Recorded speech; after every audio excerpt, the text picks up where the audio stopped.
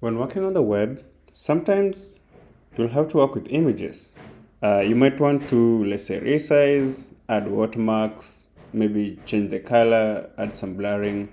And doing this on the client side has not always been easy because most of the libraries that do this are systems libraries, that are written in C, probably Rust, and other system language. So for you to be able to do this, you'd have to upload your thing to the server, then return back the result, and this has a very huge latency and an overall bad experience for the user.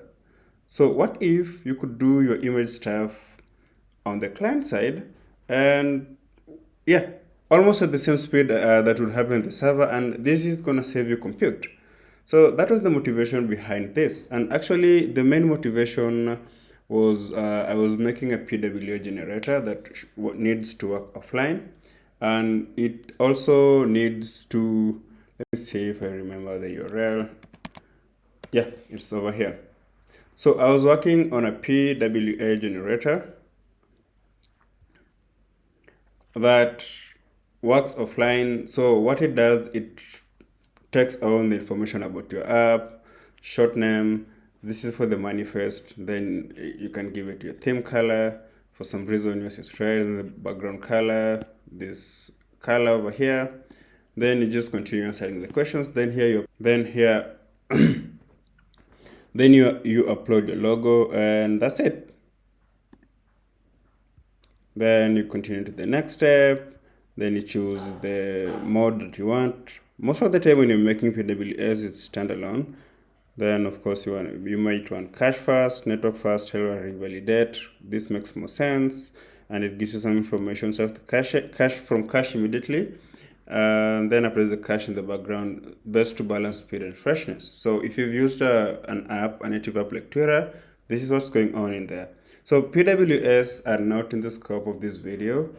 I'm gonna do it later, but for now, all I wanted to show is this.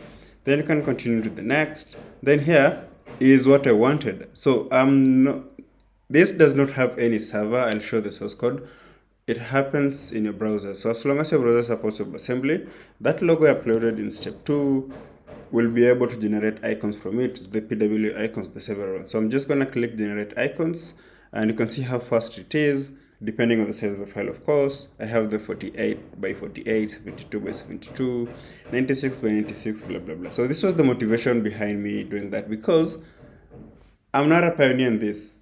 Many libraries already exist that do this, but most of them are outdated. They were using an old tool set, and I just couldn't get them to work correctly. So that's why I came up with this, and that is why this exists. Now, this is the documentation place, WIP, uh, WebAssembly image processor, docs.vercel.app. So this is the main documentation site. You can get started, see how to use it, blah, blah, blah. You just install the NPM package. It's already published on NPM. It shows you a basic example on how you can do it. It takes the image as uint8 array, which is one of those strong typed arrays in JavaScript. JavaScript is sometimes a serious language when it decides to. So yeah, you convert your binary image into uint8, which is basically an array buffer. Then that is what you pass to the function that is exposed from the WebAssembly thingy. Then you pass the size.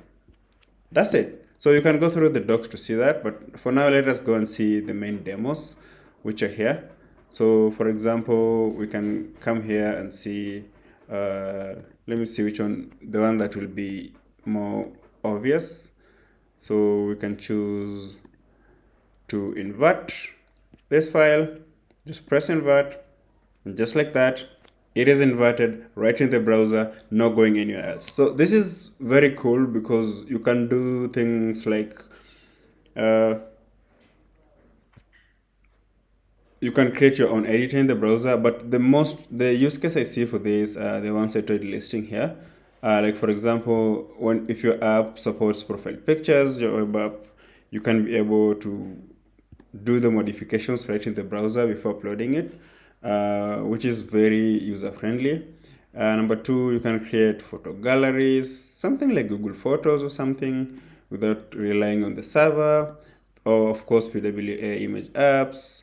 Yeah, images when users have no internet connection, perfect for fieldwork work. And then privacy sensitive application. Yeah, privacy is key here. Because for most of these services, you have to go and upload your files to a random server for them to generate you the icons.